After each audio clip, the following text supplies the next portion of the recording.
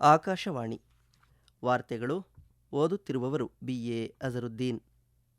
ಮುಖ್ಯಾಂಶಗಳು: ಸೋಮನಾಥ ಅಮೃತ ಪರ್ವದಲ್ಲಿ ಇಂದು ಪ್ರಧಾನಿ ನರೇಂದ್ರ ಮೋದಿ ಭಾಗಿ.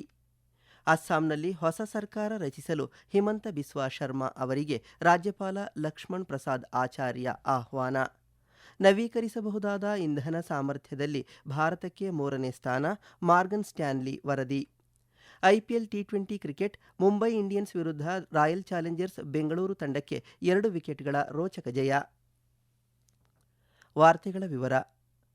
ಧಾರ್ಮಿಕ ಹಾಗೂ ಐತಿಹಾಸಿಕ ಮಹತ್ವವುಳ್ಳ ಸೋಮನಾಥ ಮಹಾದೇವ ದೇವಾಲಯದ ಪುನರ್ ನಿರ್ಮಾಣವು 75 ವರ್ಷಗಳನ್ನು ಪೂರೈಸಿರುವ ಅಂಗವಾಗಿ ಸೋಮನಾಥ ಅಮೃತ ಪರ್ವದಲ್ಲಿ ಇಂದು ಪ್ರಧಾನಿ ನರೇಂದ್ರ ಮೋದಿ ಅವರು ಭಾಗವಹಿಸಲಿದ್ದಾರೆ. ಸೋಮನಾಥನಿಗೆ ಪ್ರಾರ್ಥನೆ ಸಲ್ಲಿಸಲಿರುವ ಪ್ರಧಾನಿ ಕುಂಭಾಭಿಷೇಕ ಸೇರಿದಂತೆ ಇತರೆ ವಿಧಿ ವಿಧಾನವನ್ನು ನೆರವೇರಿಸಲಿದ್ದಾರೆ. ನಂತರ ಸಾರ್ವಜನಿಕ ಸಭೆಯನ್ನು ಉದ್ದೇಶಿಸಿ ಅವರು ಮಾತನಾಡಲಿದ್ದಾರೆ. ಇದೇ ವೇಳೆ ಪ್ರಧಾನಿಯವರು ರೋಡ್ ಶೋವನ್ನು ಕೂಡ ನಡೆಸಲಿದ್ದಾರೆ.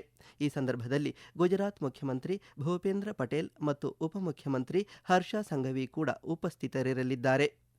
ಪ್ರಧಾನಿ ನರೇಂದ್ರ ಮೋದಿ ಅವರು ಜಾಮ್ನಗರದಿಂದ ಸೋಮನಾಥಕ್ಕೆ ವಿಮಾನದ ಮೂಲಕ ಆಗಮಿಸಲಿದ್ದಾರೆ. ಹೆಲಿಪ್ಯಾಡ್ನಲ್ಲಿ ಇಳಿದ ನಂತರ ವೀರ್ ಹಮೀರ್ಜಿ ಗೋಹಿಲ್ ವೃತ್ತದವರೆಗೆ ರೋಡ್ ಶೋ ಮೂಲಕ ತೆರಳಲಿರುವ ಪ್ರಧಾನಿಯವರನ್ನು ಸಾರ್ವಜನಿಕರು ಸ್ವಾಗತಿಸಲಿದ್ದಾರೆ. ನಂತರ ಸೋಮನಾಥ ದೇವಾಲಯದ ಪುನರ್ ನಿರ್ಮಾಣದ ಪ್ರಮುಖ ರೂವಾರಿ ಸರ್ದಾರ್ ವಲ್ಲಭಭಾಯ್ ಪಟೇಲ್ ಅವರ ಪ್ರತಿಮೆಗೆ ಪ್ರಧಾನಿಯವರು ಪುಷ್ಪ ನಮನ ಸಲ್ಲಿಸಲಿದ್ದಾರೆ. ಬಳಿಕ ದೇವಾಲಯದಲ್ಲಿ ವಿಶೇಷ ಪ್ರಾರ್ಥನೆ ಸಲ್ಲಿಸಲಿದ್ದು, ದೇವಾಲಯದ ಶಿಖರದ ಮೇಲೆ ಕುಂಭಾಭಿಷೇಕ ಸಮಾರಂಭ ಮತ್ತು ಧ್ವಜಾರೋಹಣವನ್ನು ಸಹ ನಡೆಸಲಿದ್ದಾರೆ. ಈ ಸಂದರ್ಭದಲ್ಲಿ ಭಾರತೀಯ ವಾಯುಪಡೆಯ ಸೂರ್ಯ ಕಿರಣ್ ಏರೋಬ್ಯಾಟಿಕ್ ತಂಡವು ಸೋಮನಾಥ ದೇವಾಲಯದ ಆಗಸದಲ್ಲಿ ರೋಮಾಂಚಕ ವೈಮಾನಿಕ ಪ್ರದರ್ಶನವನ್ನು ಪ್ರಸ್ತುತಪಡಿಸಲಿದೆ. ಈ ಸಂದರ್ಭದಲ್ಲಿ ಪ್ರಧಾನಮಂತ್ರಿಯವರು ಸೋಮನಾಥನ ಶ್ರೀಮಂತ ಪರಂಪರೆ ಮತ್ತು ಆಧ್ಯಾತ್ಮಿಕ ಮಹತ್ವವನ್ನು ಸ್ಮರಿಸುವ ಅಂಚೆ ಚೀಟಿ ಹಾಗೂ ನಾಣ್ಯವನ್ನು ಬಿಡುಗಡೆ ಮಾಡಲಿದ್ದಾರೆ. ಅಸ್ಸಾಂ ರಾಜ್ಯಪಾಲ ಲಕ್ಷ್ಮಣ್ ಪ್ರಸಾದ್ ಆಚಾರ್ಯ ಅವರು ಮುಖ್ಯಮಂತ್ರಿಯಾಗಿ ಆಯ್ಕೆಯಾದ ಹಿಮಂತ ಬಿಸ್ವಾ ಶರ್ಮಾ ಅವರನ್ನು ರಾಜ್ಯದಲ್ಲಿ ಹೊಸ ಸರ್ಕಾರ ರಚಿಸಲು ಆಹ್ವಾನಿಸಿದ್ದಾರೆ. ಇದರೊಂದಿಗೆ ಅಸ್ಸಾಂನಲ್ಲಿ NDA ಸತತ 3ನೇ ಅವಧಿಗೆ ಅಧಿಕಾರಕ್ಕೆ ಬರುತ್ತಿದೆ. ಬಿಜೆಪಿ ನೇತೃತ್ವದ NDA ಶಾಸಕಾಂಗ ಪಕ್ಷದ ನಾಯಕರಾಗಿ ಸರ್ವಾನುಮತದಿಂದ ಆಯ್ಕೆಯಾದ ನಂತರ ಹಿಮಂತ ಬಿಸ್ವಾ ಶರ್ಮಾ ಅವರು ಮೈತ್ರಿಕೂಟದ ನಾಯಕರೊಂದಿಗೆ ಲೋಕಭವನದಲ್ಲಿ ರಾಜ್ಯಪಾಲರನ್ನು ಭೇಟಿಯಾಗಿ ಸರ್ಕಾರ ರಚಿಸಲು ಔಪಚಾರಿಕವಾಗಿ ಹಕ್ಕು ಮಂಡಿಸಿದ್ದರು. ರಾಜ್ಯಪಾಲ ಲಕ್ಷ್ಮಣ್ ಪ್ರಸಾದ್ ಆಚಾರ್ಯ ಅವರು ನಾಳೆ ಹಿಮಂತ ಬಿಸ್ವಾ ಶರ್ಮಾ ಮತ್ತು ಹೊಸ ಮಂತ್ರಿಮಂಡಲದ ಸದಸ್ಯರಿಗೆ ಪ್ರಮಾಣ ವಚನ ಬೋಧಿಸಲಿದ್ದಾರೆ. ಖಾನಾಪಾರದ ಪಶು ವೈದ್ಯಕೀಯ ಕಾಲೇಜು ಆಟದ ಮೈದಾನದಲ್ಲಿ ಪ್ರಮಾಣ ವಚನ ಸ್ವೀಕಾರ ಸಮಾರಂಭ ನಡೆಯಲಿದ್ದು, ಪ್ರಧಾನಿ ನರೇಂದ್ರ ಮೋದಿ, ಕೇಂದ್ರ ಗೃಹ ಸಚಿವ ಅಮಿತ್ ಶಾ, ರಕ್ಷಣಾ ಸಚಿವ ರಾಜನಾಥ್ ಸಿಂಗ್ ಮತ್ತು ಬಿಜೆಪಿ ಅಧ್ಯಕ್ಷ ನಿತಿನ್ ನಬೀನ್ ಸೇರಿದಂತೆ ಇತರರು ಭಾಗವಹಿಸುವ ನಿರೀಕ್ಷೆಯಿದೆ. ಬಿಜೆಪಿ, ಅಸ್ಸಾಂ ಗಣ ಪರಿಷತ್ AGP ಮತ್ತು ಬೋಡೋಲ್ಯಾಂಡ್ ಪೀಪಲ್ಸ್ ಫ್ರಂಟ್ BPF ಒಳಗೊಂಡ NDA 126 ಸದಸ್ಯರ ವಿಧಾನಸಭೆಯಲ್ಲಿ 102 ಸ್ಥಾನಗಳನ್ನು ಗೆಲ್ಲುವ ಮೂಲಕ ವಿಧಾನಸಭಾ ಚುನಾವಣೆಯಲ್ಲಿ ಭರ್ಜರಿ ಬಹುಮತ ಗಳಿಸಿದೆ. ಬಿಜೆಪಿ 82 ಸ್ಥಾನಗಳನ್ನು ಜಯಿಸಿದ್ದರೆ AGP ಮತ್ತು BPF ತಲಾ 10 ಸ್ಥಾನಗಳನ್ನು ಗಳಿಸಿದ್ದವು. 2021ರಲ್ಲಿ ಮೊದಲ ಬಾರಿಗೆ ಮುಖ್ಯಮಂತ್ರಿಯಾಗಿದ್ದ ಹಿಮಂತ ಬಿಸ್ವಾ ಶರ್ಮಾ ಅಸ್ಸಾಂನಲ್ಲಿ ಸತತ 2 ಬಾರಿ ಮುಖ್ಯಮಂತ್ರಿಯಾಗಿ ಸೇವೆ ಸಲ್ಲಿಸಿದ ಮೊದಲ ಕಾಂಗ್ರೆಸ್ಸೇತರ ನಾಯಕರಾಗಲಿದ್ದಾರೆ. AGP ಮುಖ್ಯಸ್ಥ ಅತುಲ್ ಬೋರಾ ಮತ್ತು BPF ನಾಯಕ ರಿಹಾನ್ ಡೈಮರಿ ಕೂಡ ರಾಜ್ಯಪಾಲರಿಗೆ ಬೆಂಬಲ ಪತ್ರಗಳನ್ನು ಸಲ್ಲಿಸಿದ್ದರು.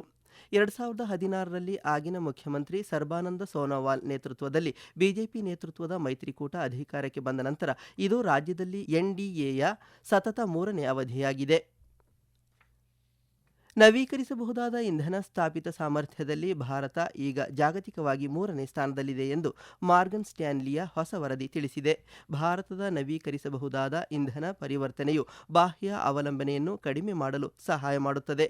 ಆದರೆ ಅದರ ಯಶಸ್ಸು ದೇಶವು ಸೌರ ಘಟಕಗಳು, ವೇಫರ್ಗಳು ಮತ್ತು ಪಾಲಿಸಿಲಿಕಾನ್ನಂತಹ ನಿರ್ಣಾಯಕ ಭಾಗಗಳನ್ನು ಎಷ್ಟು ಬೇಗನೆ ಸ್ಥಳೀಕರಿಸುತ್ತದೆ ಎಂಬುದರ ಮೇಲೆ ಅವಲಂಬಿತವಾಗಿರುತ್ತದೆ ಎಂದು ವರದಿ ತಿಳಿಸಿದೆ.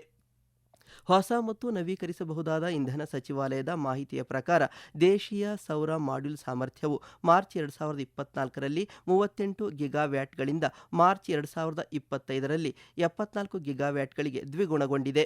ಸೌರಕೋಶ ಸಾಮರ್ಥ್ಯವು 9 ಗಿಗಾವ್ಯಾಟ್ಗಳಿಂದ 25 ಗಿಗಾವ್ಯಾಟ್ಗಳಿಗೆ ಹೆಚ್ಚಾಗಿದೆ. ಭಾರತವು ಇನ್ನೂ ಪ್ರಮುಖ ಅಪ್ಸ್ಟ್ರೀಮ್ ಘಟಕಗಳಿಗೆ ಆಮದಿನ ಮೇಲೆ ಹೆಚ್ಚು ಅವಲಂಬಿತವಾಗಿದೆ. 2025ರ ಹಣಕಾಸು ವರ್ಷದಲ್ಲಿ ಭಾರತವು ಸುಮಾರು $1.6 ಶತಕೋಟಿ ಮೌಲ್ಯದ ಸುಮಾರು 35 ಮಿಲಿಯನ್ ಸೌರ ಮಾಡ್ಯೂಲ್ಗಳನ್ನು ಆಮದು ಮಾಡಿಕೊಂಡಿದೆ.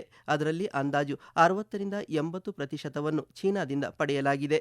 ಒಟ್ಟಾರೆಯಾಗಿ ಭಾರತದಲ್ಲಿ ನವೀಕರಿಸಬಹುದಾದ ಇಂಧನ ಸಾಮರ್ಥ್ಯವು ಈಗ ಒಟ್ಟು ಸ್ಥಾಪಿತ ಸಾಮರ್ಥ್ಯದ 50% ದಾಟಿದೆ.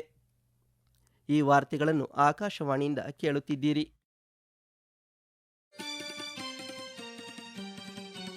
ನಮ್ಮ ಎಲ್ಲಾ ರಾಷ್ಟ್ರೀಯ ವಾರ್ತೆಗಳು ಹಾಗೂ ಪ್ರದೇಶ ಸಮಾಚಾರ ಈಗ ಆಕಾಶವಾಣಿ ನ್ಯೂಸ್ ಕನ್ನಡ ಯೂಟ್ಯೂಬ್ ಚಾನೆಲ್ನಲ್ಲಿ ಲಭ್ಯ.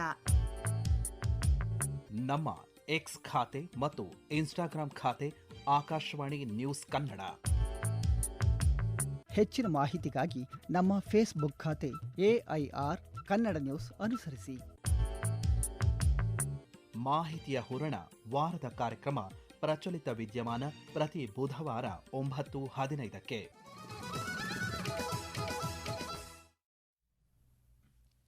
ಪಶ್ಚಿಮ ಬಂಗಾಳದ ಮುಖ್ಯಮಂತ್ರಿ ಸುವೇಂದು ಅಧಿಕಾರಿ ಅವರು ಇಂದು ರಾಜ್ಯ ಸಚಿವ ಸಂಪುಟ ಸಭೆಯ ಅಧ್ಯಕ್ಷತೆ ವಹಿಸಲಿದ್ದಾರೆ. ಇಂದು ಬೆಳಿಗ್ಗೆ 11 ಗಂಟೆಗೆ ಮುಖ್ಯಮಂತ್ರಿ ಸುವೇಂದು ಅಧಿಕಾರಿ ಅಧ್ಯಕ್ಷತೆಯಲ್ಲಿ ನಡೆಯಲಿರುವ ಸಂಪುಟ ಸಭೆಯಲ್ಲಿ ಶನಿವಾರ ಬ್ರಿಗೇಡ್ ಪರೇಡ್ ಮೈದಾನದಲ್ಲಿ ಮುಖ್ಯಮಂತ್ರಿ ಅವರೊಂದಿಗೆ ಪ್ರಮಾಣ ವಚನ ಸ್ವೀಕರಿಸಿದ 5 ಸಚಿವರಿಗೆ ಖಾತೆಗಳನ್ನು ಹಂಚಿಕೆ ಮಾಡುವ ಸಾಧ್ಯತೆ ಇದೆ. ಜೊತೆಗೆ ಚುನಾವಣಾ ಭರವಸೆಗಳ ಬಗ್ಗೆ ಚರ್ಚಿಸುವ ನಿರೀಕ್ಷೆ ಇದೆ. ಹೊಸದಾಗಿ ಆಯ್ಕೆಯಾದ ತಮಿಳುನಾಡು ವಿಧಾನಸಭೆಯ ಮೊದಲ ಅಧಿವೇಶನ ಇಂದು ಆರಂಭವಾಗಲಿದೆ. ಹಂಗಾಮಿ ಸ್ಪೀಕರ್ MV ಕರುಪ್ಪಯ್ಯ ಅವರು ಹೊಸದಾಗಿ ಆಯ್ಕೆಯಾದ ಶಾಸಕರಿಗೆ ಪ್ರಮಾಣ ವಚನ ಬೋಧಿಸಲಿದ್ದಾರೆ. ಎಲ್ಲ ಸದಸ್ಯರು ಪ್ರಮಾಣ ವಚನ ಸ್ವೀಕರಿಸಿದ ನಂತರ ಇಂದು ಅಥವಾ ನಾಳೆ ಸ್ಪೀಕರ್ ಆಯ್ಕೆಯಾಗಲಿದ್ದಾರೆ. ತಮಿಳಗ ವೆಟ್ರಿ ಕಳಗಂ TVK ಮುಖ್ಯಸ್ಥ ಸಿ ಜೋಸೆಫ್ ವಿಜಯ್ ನೇತೃತ್ವದ ಹೊಸ ಸರ್ಕಾರ ಇದೇ 13ನೇ ತಾರೀಖಿನೊಳಗೆ ತಮ್ಮ ಬಹುಮತವನ್ನು ಸಾಬೀತುಪಡಿಸಬೇಕಾಗುತ್ತದೆ. ರಾಯ್ಪುರದಲ್ಲಿ ಕಳೆದ ರಾತ್ರಿ ನಡೆದ IPL T20 ಕ್ರಿಕೆಟ್ನಲ್ಲಿ ಮುಂಬೈ ಇಂಡಿಯನ್ಸ್ ವಿರುದ್ಧ ರಾಯಲ್ ಚಾಲೆಂಜರ್ಸ್ ಬೆಂಗಳೂರು 2 ವಿಕೆಟ್ಗಳ ರೋಚಕ ಗೆಲುವು ಸಾಧಿಸಿದೆ. ಮೊದಲು ಬ್ಯಾಟಿಂಗ್ ಮಾಡಿದ ಮುಂಬೈ ಇಂಡಿಯನ್ಸ್ ನಿಗದಿತ 20 ಓವರ್ಗಳಲ್ಲಿ 7 ವಿಕೆಟ್ ನಷ್ಟಕ್ಕೆ 166 ರನ್ ಗಳಿಸಿತು. 167 ರನ್ಗಳ ಗೆಲುವಿನ ಗುರಿ ಬೆನ್ನತ್ತಿದ ರಾಯಲ್ ಚಾಲೆಂಜರ್ಸ್ ಬೆಂಗಳೂರು ಕೊನೆಯ ಓವರ್ನ ಕೊನೆಯ ಬಾಲ್ಗೆ ಗುರಿ ತಲುಪಿ ಗೆಲುವಿನ ನಗೆ ಬೀರಿತು. ಚೆನ್ನೈನ ಚೇಪಾಕ್ ಕ್ರೀಡಾಂಗಣದಲ್ಲಿ ನಿನ್ನೆ ನಡೆದ ಮೊದಲ ಪಂದ್ಯದಲ್ಲಿ ಲಖನೌ ಸೂಪರ್ ಜೈಂಟ್ಸ್ ವಿರುದ್ಧ ಚೆನ್ನೈ ಸೂಪರ್ ಕಿಂಗ್ಸ್ 5 ವಿಕೆಟ್ಗಳ ಗೆಲುವು ದಾಖಲಿಸಿದೆ. ಧರ್ಮಶಾಲಾದಲ್ಲಿ ಇಂದು ನಡೆಯಲಿರುವ IPL T20 ಕ್ರಿಕೆಟ್ ಪಂದ್ಯದಲ್ಲಿ ಪಂಜಾಬ್ ಕಿಂಗ್ಸ್ ಮತ್ತು ಡೆಲ್ಲಿ ಕ್ಯಾಪಿಟಲ್ಸ್ ತಂಡಗಳು ಮುಖಾಮುಖಿಯಾಗಲಿವೆ. ಪಂದ್ಯ ರಾತ್ರಿ 7:30ಕ್ಕೆ ಆರಂಭವಾಗಲಿದೆ. ಇಂದಿನಿಂದ ಗುಜರಾತ್ನ ಗಾಂಧಿನಗರದಲ್ಲಿ 2026ರ ಪ್ರತಿಷ್ಠಿತ ಏಷ್ಯನ್ ವೇಟ್ ಲಿಫ್ಟಿಂಗ್ ಚಾಂಪಿಯನ್ಶಿಪ್ ಪಂದ್ಯಾವಳಿಗಳು ಆರಂಭವಾಗಲಿದೆ. 44 ವರ್ಷಗಳಲ್ಲಿ ದೇಶವು ಮೊದಲ ಬಾರಿಗೆ ಈ ಕ್ರೀಡಾಕೂಟವನ್ನು ಆಯೋಜಿಸುತ್ತಿದೆ. ಕ್ರೀಡಾಕೂಟವು ಇದೇ 17ರಂದು ಮುಕ್ತಾಯಗೊಳ್ಳಲಿದೆ. 28 ದೇಶಗಳಿಂದ ಸುಮಾರು 180 ಕ್ರೀಡಾಪಟುಗಳು ಏಷ್ಯಾದ ಅತಿದೊಡ್ಡ ವೇಟ್ ಲಿಫ್ಟಿಂಗ್ ಚಾಂಪಿಯನ್ಶಿಪ್ನಲ್ಲಿ ಸ್ಪರ್ಧಿಸಲಿದ್ದಾರೆ. ಇದು ಮುಂಬರುವ ಕಾಮನ್ವೆಲ್ತ್ ಕ್ರೀಡಾಕೂಟ ಮತ್ತು ಏಷ್ಯನ್ ಕ್ರೀಡಾಕೂಟಕ್ಕೆ ಅರ್ಹತೆ ಪಡೆಯುವಲ್ಲಿ ಪ್ರಮುಖ ಪಾತ್ರ ವಹಿಸುತ್ತದೆ. ಭಾರತ, ಚೀನಾ ಮತ್ತು ಶ್ರೀಲಂಕಾ ತಲಾ 16 ಲಿಫ್ಟರ್ಗಳನ್ನು ಹೊಂದಿರುವ ಅತಿದೊಡ್ಡ ತಂಡಗಳನ್ನು ಕಣಕ್ಕಿಳಿಸಲಿದ್ದು, ಚೈನೀಸ್ ತೈಪೆಯಿಂದ 15 ಲಿಫ್ಟರ್ಗಳು ಭಾಗವಹಿಸಲಿದ್ದಾರೆ. ಭಾರತದ ಅಭಿಯಾನವನ್ನು ಬಿಂದ್ಯಾರಾಣಿ ದೇವಿ ಮತ್ತು ಅಜಿತ್ ನಾರಾಯಣ್ ಅವರಂತಹ ಅನುಭವಿ ಲಿಫ್ಟರ್ಗಳು, ನಿರುಪಮಾ ದೇವಿ, ಲವ್ಪ್ರೀತ್ ಸಿಂಗ್ ಮತ್ತು ಬೆದಭರತ್ ಭರಾಲಿ ನೇತೃತ್ವ ವಹಿಸಲಿದ್ದಾರೆ. ಜೆಡ್ಡಾದಲ್ಲಿ ನಿನ್ನೆ ನಡೆದ AFC 17 ವರ್ಷದೊಳಗಿನವರ ಏಷ್ಯನ್ ಕಪ್ನ ಗ್ರೂಪ್ D 2ನೇ ಫುಟ್ಬಾಲ್ ಪಂದ್ಯದಲ್ಲಿ ಭಾರತವು ಉಜ್ಬೇಕಿಸ್ತಾನ್ ವಿರುದ್ಧ 3-0 ಅಂತರದ ಸೋಲನ್ನು ಅನುಭವಿಸಿತು. ಇದರೊಂದಿಗೆ ಫಿಫಾ 17 ವರ್ಷದೊಳಗಿನವರ ವಿಶ್ವಕಪ್ಗೆ ಅರ್ಹತೆ ಪಡೆಯುವ ಭಾರತದ ಭರವಸೆಗಳು ಕೊನೆಗೊಂಡಿವೆ. ಪಂದ್ಯದ 32ನೇ ನಿಮಿಷದಲ್ಲಿ ಲಜೀಜ್ ಅಬ್ದುರ್ ರೈಮೋವ್ ಮತ್ತು 78ನೇ ನಿಮಿಷದಲ್ಲಿ ಅಕ್ರೋರ್ಬೆಕ್ ರಾವ್ಶಾನ್ಬೆಕೌ ಗಳಿಸಿದ ಗೋಲುಗಳು ಹಾಗೂ 60ನೇ ನಿಮಿಷದಲ್ಲಿ ಭಾರತದ ಮಿಡ್ಫೀಲ್ಡರ್ ವಾಂಕ್ಯಂ ಡೆನ್ನಿ ಸಿಂಗ್ ಮಾಡಿದ ಸ್ವಯಂ ಗೋಲು ಉಜ್ಬೇಕಿಸ್ತಾನ್ ತಂಡಕ್ಕೆ ಜಯವನ್ನು ತಂದುಕೊಟ್ಟಿತು. ಕ್ವಾರ್ಟರ್ ಫೈನಲ್ಗೆ ಪ್ರವೇಶಿಸಲು ಮತ್ತು 2026ರ ಫಿಫಾ 17 ವರ್ಷದೊಳಗಿನವರ ವಿಶ್ವಕಪ್ನಲ್ಲಿ ಸ್ಥಾನ ಪಡೆಯಲು ಭಾರತಕ್ಕೆ ಈ ಪಂದ್ಯದಲ್ಲಿ ಗೆಲುವು ಅನಿವಾರ್ಯವಾಗಿತ್ತು. ಬಿಬಿಯಾನೋ ಫೆರ್ನಾಂಡಿಸ್ ತರಬೇತಿಯ ಭಾರತ ತಂಡವು ಈ ತಿಂಗಳ 6ರಂದು ನಡೆದ ತನ್ನ ಮೊದಲ ಪಂದ್ಯದಲ್ಲಿ ಆಸ್ಟ್ರೇಲಿಯಾ ವಿರುದ್ಧ 4-0 ಅಂತರದಿಂದ ಸೋಲನುಭವಿಸಿತು. ಕೊನೆಯಲ್ಲಿ ಮತ್ತೊಮ್ಮೆ ಮುಖ್ಯಾಂಶಗಳು. ಸೋಮನಾಥ ಅಮೃತ ಪರ್ವದಲ್ಲಿ ಇಂದು ಪ್ರಧಾನಿ ನರೇಂದ್ರ ಮೋದಿ ಭಾಗಿ. ಅಸ್ಸಾಂನಲ್ಲಿ ಹೊಸ ಸರ್ಕಾರ ರಚಿಸಲು ಹಿಮಂತ ಬಿಸ್ವಾ ಶರ್ಮಾ ಅವರಿಗೆ ರಾಜ್ಯಪಾಲ ಲಕ್ಷ್ಮಣ್ ಪ್ರಸಾದ್ ಆಚಾರ್ಯ ಆಹ್ವಾನ. ನವೀಕರಿಸಬಹುದಾದ ಇಂಧನ ಸಾಮರ್ಥ್ಯದಲ್ಲಿ ಭಾರತಕ್ಕೆ 3ನೇ ಸ್ಥಾನ, ಮಾರ್ಗನ್ ಸ್ಟ್ಯಾನ್ಲಿ ವರದಿ. IPL T20 cricket, Mumbai Indians ವಿರುದ್ಧ ರಾಯಲ್ ಚಾಲೆಂಜರ್ಸ್ ಬೆಂಗಳೂರು ತಂಡಕ್ಕೆ 2 ವಿಕೆಟ್ಗಳ ರೋಚಕ ಜಯ. ಇಲ್ಲಿಗೆ ವಾರ್ತಾ ಪ್ರಸಾರ ಮುಕ್ತಾಯವಾಯಿತು. ನಮ್ಮ ಮುಂದಿನ ವಾರ್ತಾ ಪ್ರಸಾರ ಈ ಮಧ್ಯಾಹ್ನ 12 ಗಂಟೆಗೆ.